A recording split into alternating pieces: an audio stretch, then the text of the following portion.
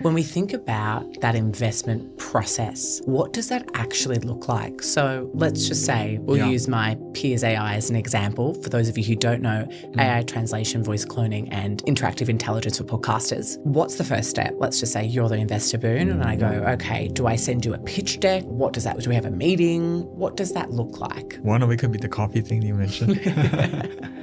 We love a nice coffee. And it has to be personalized, I think. Depends on who you're talking to. Of course, if you don't know the person, then you have to try different ways because you don't know how you can personalize for them. But I always think that people have to use different ways. Because us as human beings, we tend to be more attuned to fresh new approaches, fresh new ways. If everyone is doing the same old thing, we tend to be like, nah, we've done this in many times.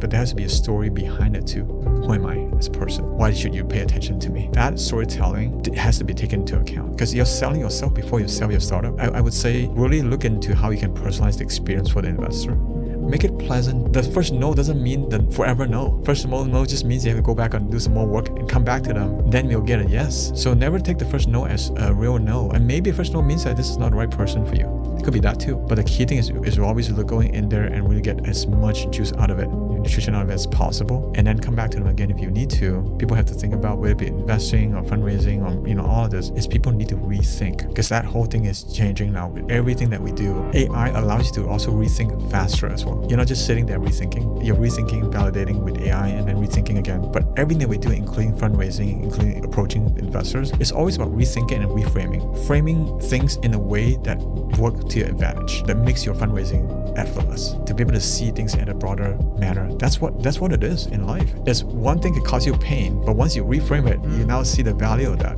So as long as you're alive and you have AI, there's a ton of opportunities.